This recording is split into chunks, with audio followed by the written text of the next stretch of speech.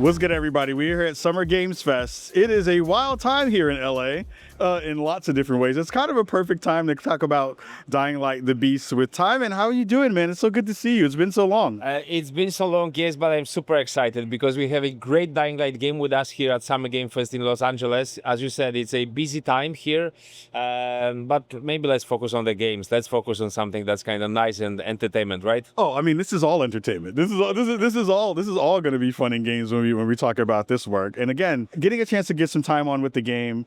Been a huge fan of everything you all have done for such a long time. Thank you. The game looks stunning. It looks gorgeous. Really excited to talk more about it. Give the folks at home a little bit of information about what this expansion is doing for the rest of the game. So first of all, I need to correct you on one thing because Yes, please. it's not an expansion. Yes. It's basically for us, it's the next entry in the Dying Light series. We treat this as basically a AAA, fully fledged open world action survival game. Basically the next Dying Light, and I think we are rightful to say so because Kyle Crane makes a return, the protagonist of the first game, and it's not only that he returns, but he also returns changed, and he returns with a number of new skills and abilities. It's a new region, it's a new open world called Castor Woods, which is very much different to everything that we have done so far. And as you said, it looks extremely beautiful. I'm super proud of everything that our artists have achieved. Like a new story, lots of side quests, lots of content in the actual main story. The main story is more than 20 hours of gameplay. So a very exciting time, and I should be humble, but maybe I will not be humble that much. I think it's the best Dying Light that we have ever made. First of all, thank you for the correction. I appreciate that. And second, don't be humble. There's no reason to be humble when... The best Dying Light game ever made, guys. It's the best Dying Light game. That's the reason I love talking to you. Because again, like, it's one of those things of seeing this world get opened up in a new way, seeing, you know, the conversations around these new skill trees and the ways you're going to kind of tackle all of these zombies and new versions of zombies and things. Talk to me a little bit about what people should expect as soon as they kind of get into this new part of the game.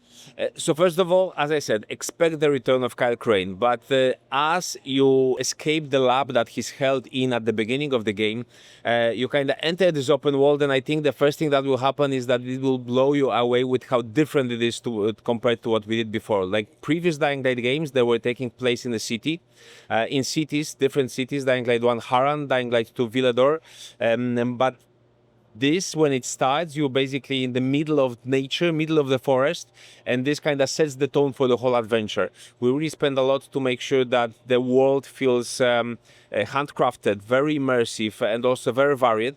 And like you're setting up yourself for a very nice adventure.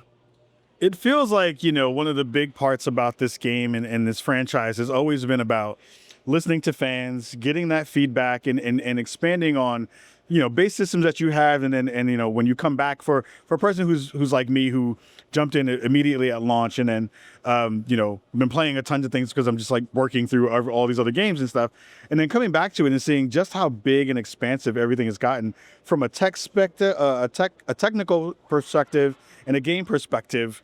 It has gotten so much more deep and so much more robust. Talk to me a little bit about what that's feel like to be able to kind of do that in this game.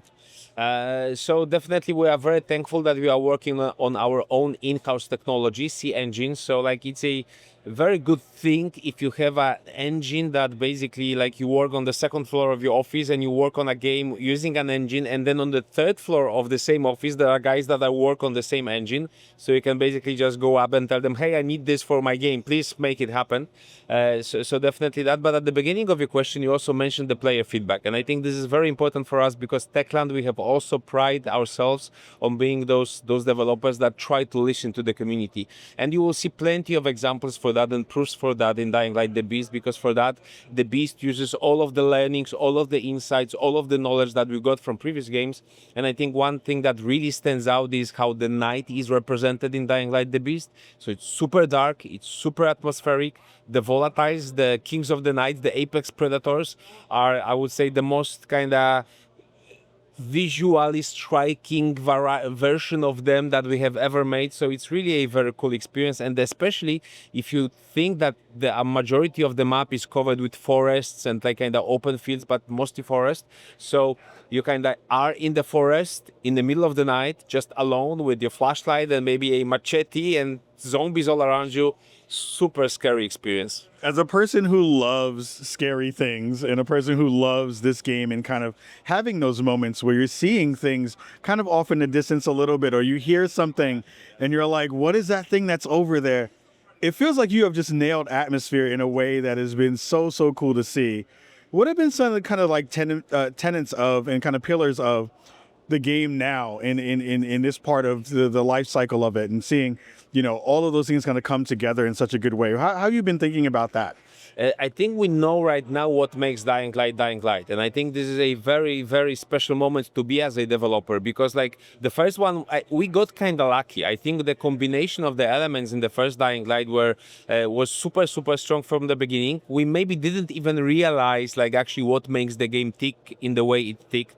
Then in Dying Light 2, we experimented with a bunch of new things. Some of them landed very well with our community. Some of them weren't as kind of widely accepted, but we learned from all of this, and it's a very good moment for us because we have a very mature technology, the C engine I was telling you about. Like, we finally have it in a state where we can really do everything that we want with it. We know what makes Dying Light. We know what elements are the elements that our community expects. So it's like a really great liberating moment for us, because we can do what we want to do with the series with a lot of confidence. The other part that I think has been really fun is the environmental storytelling alongside bringing back this protagonist that a lot of folks know. Talk to me a little bit about story and a little bit about, how bringing him back is going to give that moment for players to have that kind of excitement again. So I think of course, I cannot tell you too much because this is basically spoilers territory, but bringing Kyle Crane back, I think the one thing that we do definitely with the Beast is we answer a lot of unanswered questions from previous games. So like, if you ever wondered which ending of the following is the canon, if you ever wondered what happened to Kyle Crane after the end of like the Dying Light 1 phase, you will definitely get your answers in this game. We also hint at some of the elements from Dying Light 2, so it's also like a kind closure to kind of threats from both games. But you also mentioned one thing about world building and the details in it, and it's not only in the narrative but also in the world itself. One thing that we are very happy about is that we were able to tell our developers, our level artists, that they really need to kind of focus on details and go kind of make sure that the world feels handcrafted and very immersive because of that. And this really makes the region of Castle Woods not only the most beautiful thing that we have ever created, but also like a place with a real gravitas, with real kind of this aspect of feeling that, well, this could be a real place. Like, I can imagine people living there. It's not a video game anymore. It's actually a real place just represented in this electronic medium. Man, it does feel lived in so many good ways and gross ways, like which is what I love. It's like that thing of like, I don't want to go in that corner. It might smell over there. There's like body parts over there and some other stuff that's weird in those other places. But for folks who are going to be jumping in on this, and maybe this is their first kind of foray into the game, what are some of the things you want them to really pay attention to and to really understand? Those new folks, those newcomers to the franchise, which we hope to get a lot with Dying Light the Beast, are one of the reasons why we didn't name this Dying Light 3. Like, we don't want to scare them. Like, you look at a game and you see it's a third part, so you say, maybe it's not for me. Actually, it is for you guys. This is a perfect entry point for the franchise. And there's one thing I need to tell you. If you are jumping into Dying Light like for the first time, this is a game of survival. This is a game of smart survival. You're probably watching the trailers that you see the screenshots and you see like there's a guy with a machete or an axe or I don't know, like a rifle, and there are zombies in front of you. So you think, oh, it's like a mindless hack and slasher. Absolutely not. You have to think, you have to use your brain, because this is really a challenging experience where you have to consider, like, you see a threat, do I really want to go there? Do I really want to interact with those zombies? Maybe it's better to just kind of stay back, use your parkour skills to go around them, maybe use some accessories to distract them with decoys. So it's a thinking man survival horror game, and I think you will love it for that. Tell the folks at home when this bad boy is going to be dropping, because I'm very excited for it. So this bad boy, this beast, is dropping on August 22nd this year for PC, PS5, and Xbox Series S and X. First of all, always good to see you. Always fantastic to get a chance to talk to you.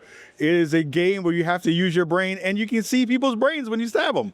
It's really, really good. It's fantastic. Tymon, Put that on the box? please. Put Spawn on me right underneath that. We're like, brains and brains. Tymon, thank you so much, my friend. It's always good to see you. Everybody here, we're here at SGF, rocking it out, and we'll see you very, very soon. Peace.